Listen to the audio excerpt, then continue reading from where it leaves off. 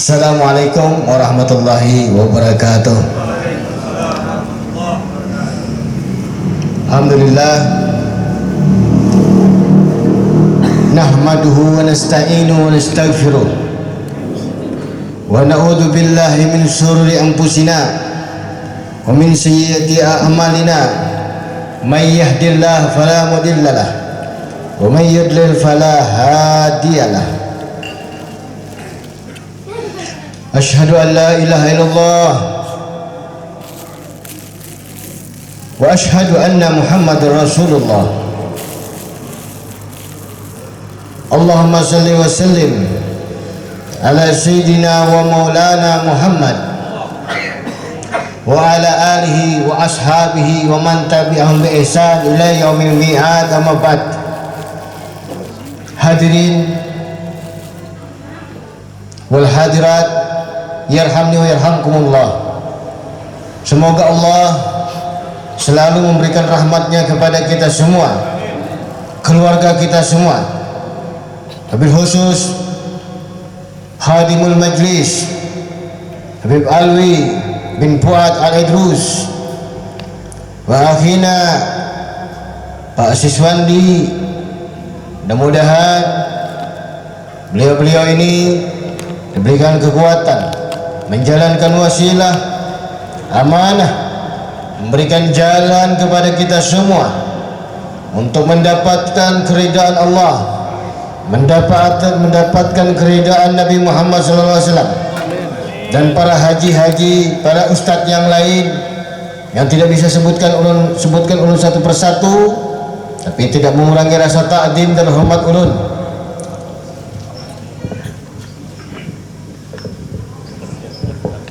Semoga perkumpulan kita malam hari ini membawa keberkahan. Pertemuan kita pertemuan yang penuh berkah, mendapatkan ilmu, mendapatkan nikmat dari Allah Subhanahu wa taala. Hadirin wal hadirat rahimakumullah.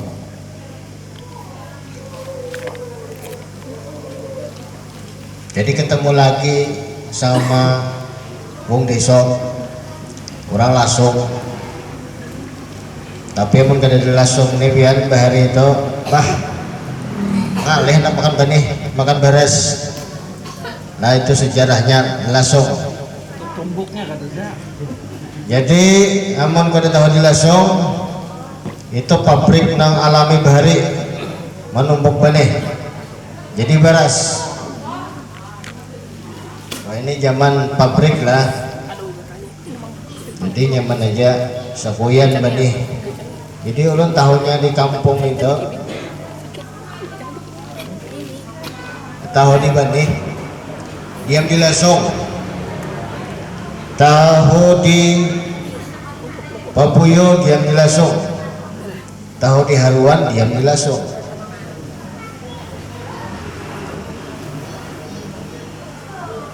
Ini kita ulun dipadahkan Pak Siswandi tadi yang paten-paten aja bibainya anda berkisah kah, jadi anda pelajaran kah, anda berkisah kah, jadi paten-paten aja. Mudah-mudahan yang paten tadi mudahan ini dianggap paten ya, paten lain patin Pak. Nah jangan salah, paten lain patin. Allahumma sholli ala Muhammad. Supaya mengabulkan hajat ya, kita cari ayat yang sedikit menjurus ke paten tadi. A'udzubillahi minasyaitonirrajim. Wa ma atakumur rasul fakhudhu wa ma nahakum anhu fantahu. Selesai. Pahamlah? Harapan yang tamparan. Harapan Presiden. Ayat tadi menjelaskan.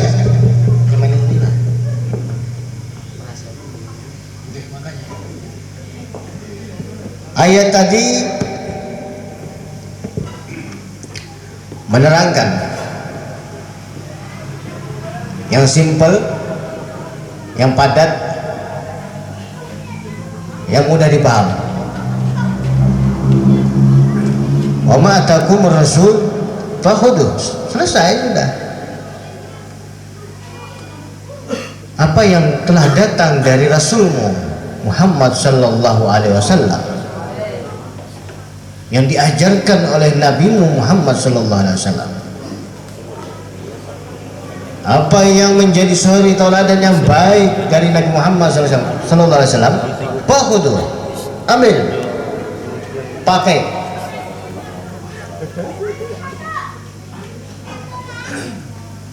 Wa ma nahakum anhu fantahu, dan sebaliknya apa yang dilarang oleh nabimu, yang nabi itu kada memakai, nang nabi itu kada ketuju, fantahu, tinggalkan, jangan digawe.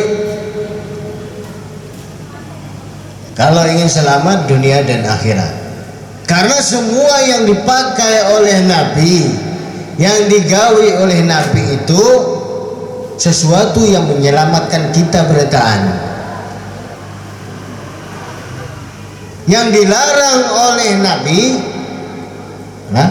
yang dilarang oleh nabi, yang kita ini ditangati siden, tak menggawe nang karena dihimungi siden, gawe selamat sudah, habis pembahasan, selesai. Wallahu a'lam bishawab. Yalah, selesai. Kalau ingin selamat, gawe nang digawe nabi. Ya, kalau kada hendak celaka, tinggalkan yang ditinggalkan oleh nabi. Kan padat, Pak Sis. Apa yang datang dari nabi? Agama Islam, pembawa ajaran agama yang diakui oleh Allah. Inna dina indallahi Islam, ya. Agama yang diakui oleh Allah Ta'ala hanya agama Islam. Setelah datangnya Nabi Muhammad sallallahu alaihi wasallam, di dalam Islam ada syariat-syariat, ya, aturan-aturan Nabi. Kemudian setelah aturan-aturan Nabi itu, setelah menginjak ke bawah, ada tarekat-tarekat, ya, berbagai macam tarekat yang mana tujuannya sama, menghadap kepada Allah, menuju jalan ridha Allah, wa ridha Rasulih, ya. Ada aturan-aturan main, aturan-aturan Nabi Muhammad SAW. Kita disuruh beribadah dalam syariat, ya enggak? Mengerjakan sholat, mengerjakan puasa, bayar zakat, naik haji dan umrah bagi yang mampu.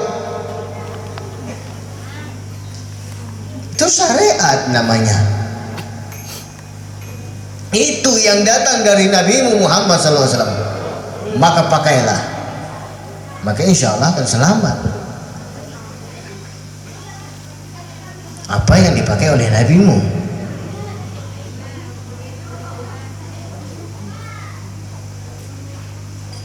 Kalau kita tahu Nabi sholat, kenapa kita cari dalil-dalil supaya enggak sholat? Kalau Nabi itu puasa, kenapa kita harus cari-cari dalil supaya enggak puasa? Kalau Nabi mengharuskan bayar zakat bagi yang mampu, ya. Kenapa harus cari-cari dalil supaya enggak mengeluarkan zakat dengan alasan-alasan berbagai macam?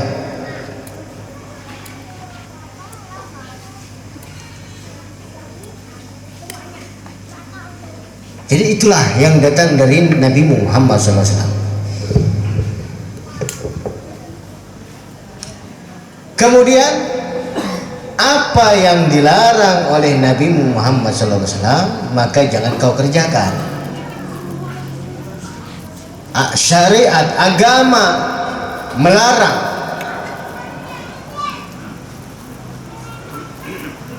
melarang kita untuk melakukan perbuatan-perbuatan yang tidak disenangi oleh baginda Nabi Muhammad SAW, yang Rasulullah itu murka ketika melihat. Kenapa kita harus kerjakan? Maka Pak Asian lawan Nabi Muhammad itu jadi jangan ya Rasulullah, jangan ikam berzina, wala taqrabuz zina, jangan dekat-dekat zina.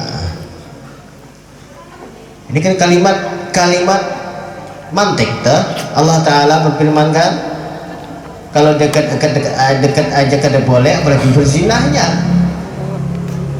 Dekat aja jangan, apalagi berzina. Paham? Nah itu Allah Ta'ala mengajarkan ilmu yang luar biasa.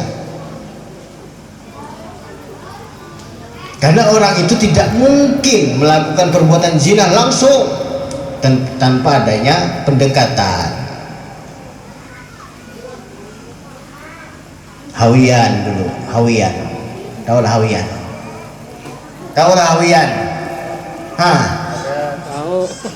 Hawian itu panat besila. Hawian itu begendak pacaran. Sudah begendak pacaran, napa yo diulah pacaran wah ini mun ba umutan aja dia diulah bagus sama pacaran ya. Jadi ampun ada nama pacaran kenakan wah ini itu ada di lain yang digawinya pasti nang itu nang gawinya iyalah. Karena apa? Ampun pacaran ba umutan kudu sama pacaran dah langsung melamar aja. Karena itulah apa karena kelakuan remaja-remaja yang tidak terdidik, ya, anak-anak yang tidak terdidik, tidak mau tidak melakukan zina langsung, tapi melalui perantara dulu, ya. Makanya bahasa kerennya itu, bahasa syar'inya kalau di ulama ini ya ta'arufan, ya. Ta'arufan ya ta'arufan, kisahnya aja itu ta'arufan, padahal ianya pacaran juga ya. Nah jadi jangan demikian.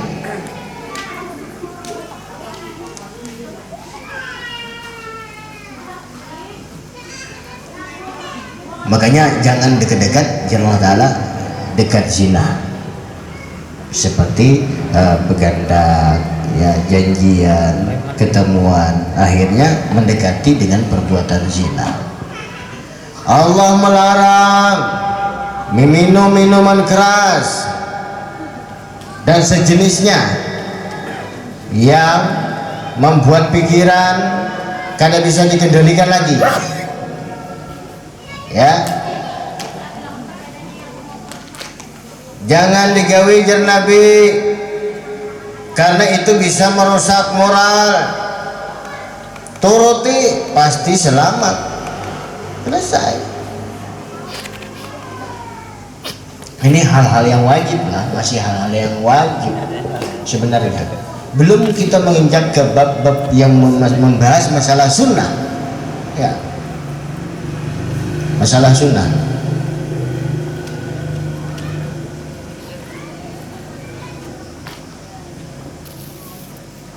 Kalau sunnah, kalau Nabi makan dengan tangan kanan, umpati jen Nabi, pokoknya awama atakumur rasul kamu tuh, wamanahakum anhu pantahu, apa yang datang dari Nabimu gawi, umpati. Bila Nabi ada kata juga jangan digawi, bila Nabi merintahkan jangan digawi. Nabi makan tangan kanan, minum tangan kanan, umpat. Kenapa harus melanggar? Sebenarnya tangan kita mampu minum tangan kanan, kenapa harus tangan kiri? Itu hal yang remeh kan? Hal yang remeh, sepele kelihatannya. Masuk masjid kaki kanan, keluar masjid kaki kiri, masuk WC kaki kanan apa kaki kiri, ya.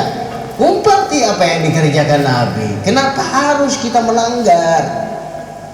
Jangan sampai kita melanggar, tidak sepersis dengan Nabi Shallallahu Alaihi Wasallam.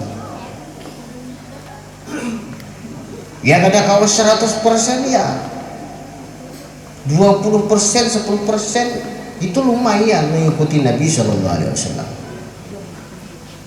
Ya. Kalau kita buang hajat, khususnya laki-laki, jangan berdiri dong, bercongkong. Lelaki ini kan tujuannya bisa bawa kamera ke barang acongan aja. Karena Nabi tidak mengajarkan demikian. Duduk, jongkok, bahasa Banjarnya congkong, ya. Jangan berdiri, karena Nabi tidak mengajarkan demikian. Karena apa? Efeknya kalau kita berdiri takutnya kecipratan najis, ya, air banyu, air sini kita diri ketapih kah, keselawar kah, akhirnya sembahyang dibawa ke desa. Jangan menghadap kiblat dan Nabi bila kami tadi. Kenapa harus ketemu empati ya? Matahari sana lo bukurina menghadap matahari. Jangan membelakangi kiblat, ajar Nabi. Tapi ini khusus yang di luar lah, di tengah lapang, di jalan-jalan. Dalam rumah ya kan ada masalah. Apalagi sudah terolah WC mampah kiblat ke dalam dalam rumah, itu tertutup namanya. Yang dimaksud ini yang makruh mengerjakan kalau kencing itu di luar, di tengah lapang. Artinya bukan di tempat khusus untuk buang hajat, bukan di jalan-jalan biasanya lah.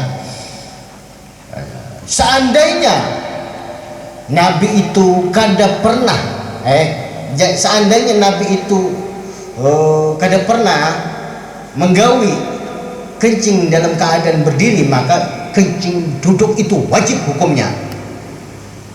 Pernah Nabi ketika sakit, beliau tidak bisa jongkok ya, maka beliau buang hajat dalam keadaan berdiri cuma satu kali.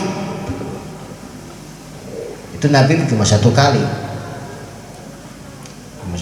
lah. Akhirnya maka dihukumilah kencing dalam keadaan jongkok itu sunnah hukumnya. Kalau seandainya Nabi tidak pernah berdiri, maka wajib kita itu berataan berjongkok. Itu hikmahnya. Untung Nabi itu kada tahu sidin, kada memberatakan lawan umat nih. Supaya kada memberatakan, maka bila berdiri itu hukumnya makruh aja.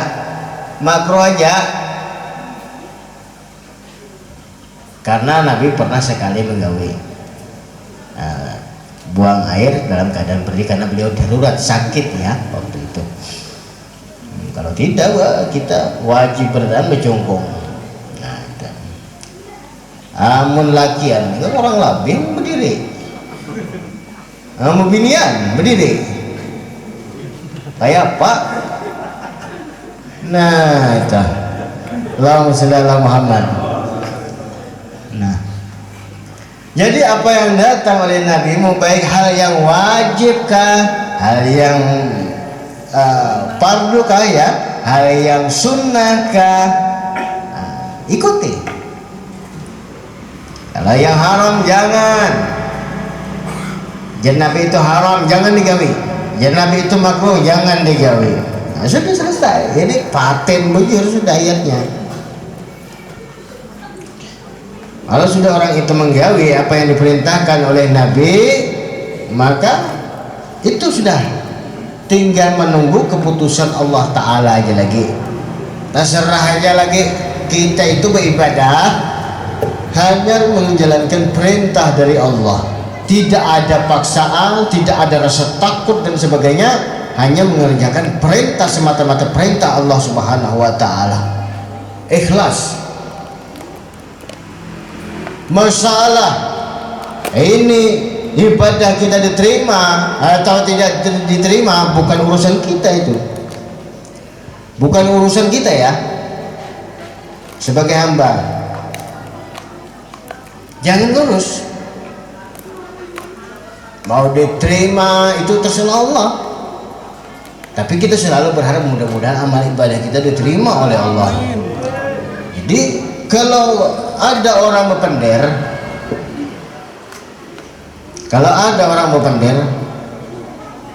baik kamturi ya, nggak bakalan terima, terserah ya. Yang penting kita sekedar mengerjakan ibadah, tugas kita sebagai hamba. Wa ma khalaqtul jinna wal insa illa liya'budun, kan demikian ayatnya. Semata-mata melaksanakan perintah Allah, semata-mata melaksanakan perintah Nabi Muhammad. Tidak ada urusan. Ikhlas. Jangan ngarep gaji. Itu urusan Allah Ta'ala, rahasia Allah. Kalau di dunia mungkin kita bertakun gaji dulu lah. Anda pegawai bertakun gaji itu dulu. Mengawikan berapa gajinya? Cukuplah sebulan. Itu gawian kerja. Tapi kalau Allah Ta'ala ini kan susah cari-cari gaji. Walaupun para ulama, para aslaf itu, atau ada hadis-hadis yang mengatakan kalau bacaan salawat ini kalau kita amalkan sekian ribu, kita sekedar tahu aja toh, itu sekedar tahu aja kita sebenarnya. Kalau kita baca Allahumma sholli ala sayyidina Muhammadin abdika wa rasulika nabiyil ummi wa ala alihi wasallam, itu 100 kali di hari Jumat, itu kita akan mendapatkan naungan dari Allah dan akan diberikan syafaat oleh baginda Nabi Muhammad SAW. Dan banyak padilahnya toh, banyak padilahnya, dan akan diberitahukan ketika dia akan dicabut nyawanya oleh Allah Subhanahu wa Ta'ala. Diberitahu, dipadahi, mana habis umur dipadahi sudah. Amal orang membaca amalan Allahumma sholli ala sayyidina Muhammadin abdika wa rasulika nabiyil ummi wa ala alihi wasallam tasliman katsira, ya. Itu 100 kali setiap hari Jumat. Kalau diamalkan secara rutin setiap Jumat dibaca 100 kali, maka bila Anda habis umur diberitahu oleh Allah Subhanahu wa Ta'ala. Makanya jam sano aku tahu para habis umur kuda. Kenapa? Dia punya amalan. Tapi sekian banyak padilah yang ditentukan oleh Nabi Muhammad atau oleh para ulama. Itu kita sekedar tahu aja, sekedar tahu, oh ini padilah ini, baca aja. Kalau usah kalau usah ambil gaji nang itu, kalau usah berharap benar, pahamlah. Artinya kita itu menggawikan aja, menggawi perintah Allah Ta'ala, mengamalkan apa yang disuruh ulama. Masalah padilahnya bisa diganang lagi, dia tak bisa orang menjulungi kan, mungkin lah malaikat tahu dan mendengar ya, tahu benar malaikat tak oh ini jatah hikam, ini gaji kamu kita tahu.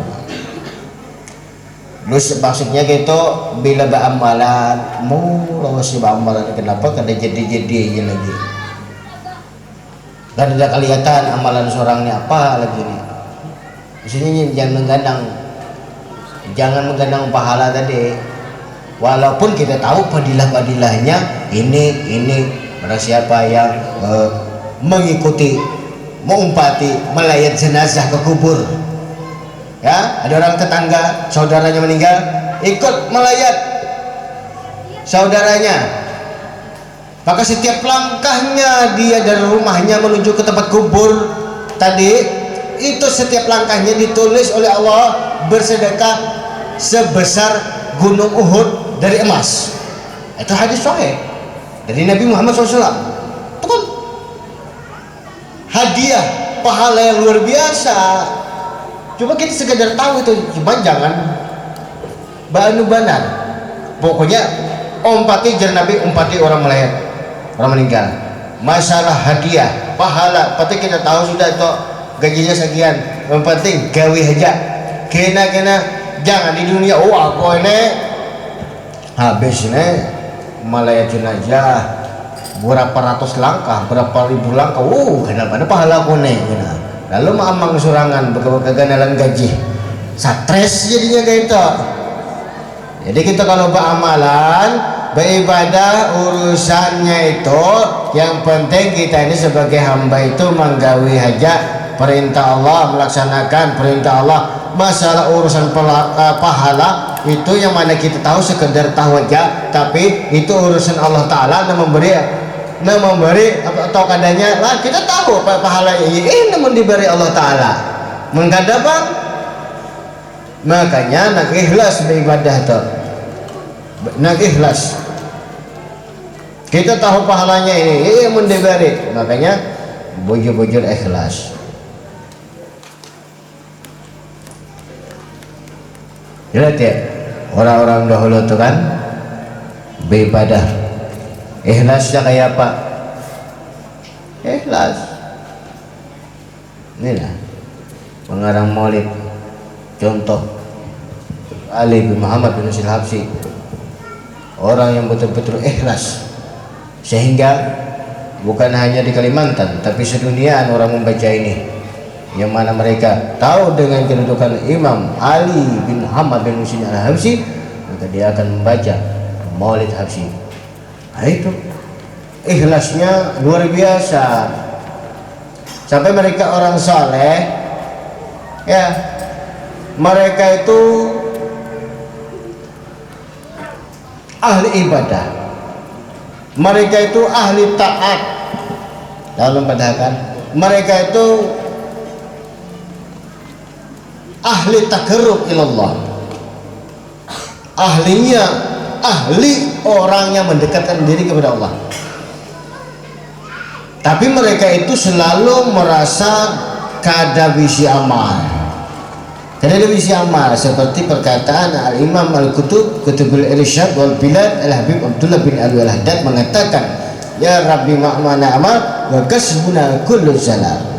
Ya Allah, padahal Habib Abdullah Al-Haddad, siapa yang kada tahu Habib Abdullah Al-Haddad? Ulama besar di zamannya, digelari Kutubul Irsyad, Sahibur Ratib, mengatakan ya Rabb, ya Allah, ulun kada punya amal ya Allah, semua amal ulun habis, kada ada bisa amal ulun nih. Tapi orang tahu kayak apa ibadahnya Habib Abdullah Haddad, ibadahnya luar biasa sampai kalau mengarang ratib itu kayak apa kisahnya, karangan-karangan kitab-kitab sidin itu, tapi merasa tidak punya amal, tidak bangga diri itu, tidak merasa diri selalu hina baik di hadapan Allah baik dan di hadapan manusia. Orang tuh bisa mudah lah merasa dirinya lebih hina di hadapan Allah itu mudah aja, tapi di hadapan manusia jarang. Mungkin kita berhadapan Allah Ta'ala, ya Allah, hinanya Allah. Tapi di hadapan kawan, wow, mau bungui nyawa dia. Mau rikit nyawa dia kenapa dulan? Jadi harus merasahinya itu ingkisar di hadapan Allah, ingkisar dan ingkisar di hadapan saudaramu. Hatta minal kufar, walaupun dari orang kafir. Orang kafir harus sekarang saya lebih mulia, dia sekarang kafir, siapa tahu dia dapat hidayah masuk Islam, kalau bisa dosa lagi selamatnya amun aku aku sekarang nih duduk di majelis amun kena musia aku nih berubah iman jadi ahli maksiat masuk neraka. Mulia mana? Mulia dong, kafir tadi menyebut Islam. Jadi Habib Abu Bakar Al-Adni Sahibul Laban, tidak ada di muka bumi ini ya Abah, tidak ada wahai Abah orang yang lebih hina daripada Abu Bakar Al-Adni. Jadi Habib Abu Bakar ini beliau mengatakan sayalah orang yang paling hina di muka bumi ini. Makanya dapat gelar Sahibul Laban. Begitulah riwayat-riwayat orang-orang saleh zaman dahulu ya.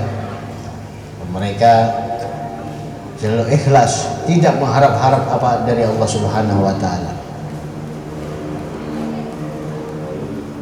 Habib Abdullah Haddad, beliau dilahirkan dalam masa kanak-kanak. Beliau dapat musibah, buta mata beliau, tapi Allah berkehendak mengangkat derajat beliau yang lebih agung tinggi. Jadi kebutaan tidak menghalangi seseorang untuk menjadi wali min auliyaillah. Akhirnya beliau mendapat gelar Qutbul Irsyad wal Bilad ya. Banyak cerita-cerita aslafun saleh, salaf-salaf kita yang dahulu ya. Dan kita ini tidak apa-apanya masih cuma sekedar duduk bersama mencontoh para mereka, sehingga mudah-mudahan apa yang kita lakoni ini ya kadang kau sama seiman bubuhan sidin itu kadang kau sama barang naik. Yang penting kita menggawi juga karena jar Habib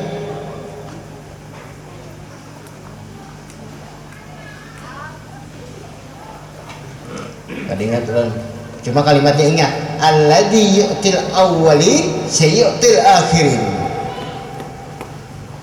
ya. Allah yang dahulu itu lawan Allah yang sekarang sama, yang memberikan makom ya, yang memberikan keistimewaan kepada ulama-ulama orang-orang soleh zaman dahulu, juga akan memberikan keistimewaan itu kepada orang zaman sekarang. Tinggal kitanya aja lagi. Jadi Allah tidak akan pilih kasih. Allah yang memberikan orang-orang yang dahulu apa yang pernah diberikan oleh Allah Ta'ala kepada orang dahulu, juga akan memberikan kepada orang yang wayah ini. Pahamlah? Jadi apalagi kalau kita bisa mendapatkan keistimewaan dari Allah, pemberian madad futuhat dari Allah, ini itu lebih apa bahasanya itu luar biasa. Karena apa? Ujiannya subhanallah. Lain orang bahan itu kenapa dilihat ya? Tidak dilihat. Jadi banyak mewali juga wah ini banyak bahan lihat. Jadi ujiannya itu luar biasa wah ini. Anda jadi orang alim sedikit kadang bilang banyak benar, apalagi jadi wali. ujiannya luar biasa. Tapi kita mengingat kalimat-kalimat tersebut, Allah tidak akan beri kasih. Allah akan memberikan apa yang telah diberikan oleh Allah dari orang-orang dahulu dan kepada orang sekarang. Tinggal kita minta apa kadanya Allah Ta'ala. Tinggal mau bersungguh-sungguh, mujahadah, ijtihad, bersemangat dalam meraih ridha Allah, meraih ridha Rasulullah SAW, berkumpul bersama, berzikir bersama dalam suatu majlis. Tidak ada lain tujuannya hanya mengharap ridha Allah, ridha baginda Nabi Muhammad SAW. Ingat ya, wa ma ataakumur rasul fakhudhu wa manhakum anhu fantahu. Ikutilah apa yang disyariatkan oleh Nabi dari hal yang wajib dan yang sunnah, dan yang dilarang oleh Nabi jangan dikerjakan, jangan digawe bila dilarang Nabi dari hal yang haram dan yang makruh. Mudah-mudahan bisa bermanfaat, mudah-mudahan dapat barokah berdatang. Mudah-mudahan kita bisa meniru dan mengikuti apa yang datang dari Nabi kita Muhammad SAW. Mungkin itu saja yang dapat saya sampaikan. Mudah-mudahan bermanfaat. Terakhir, kalau nanti kalau kamu nyair, ini saya dulu syair. Satu syair, baru ditutup nanti. Iya Mas.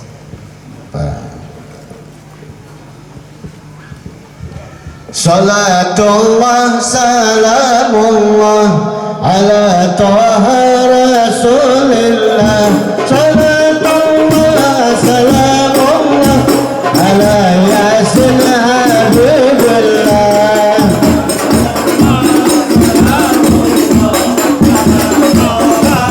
Rasulillah.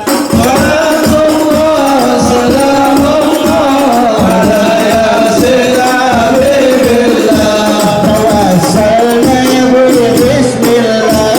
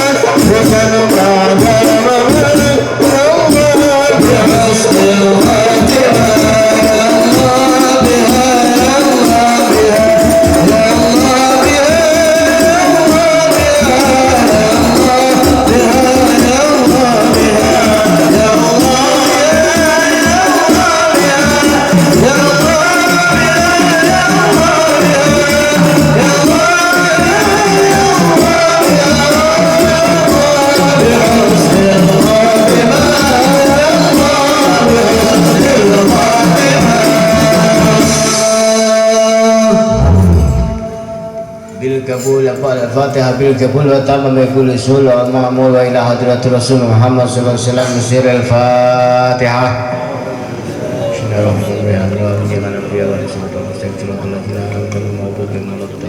Taqabbalallahu minkum wa minni wa lakum minkum. Assalamualaikum warahmatullahi wabarakatuh.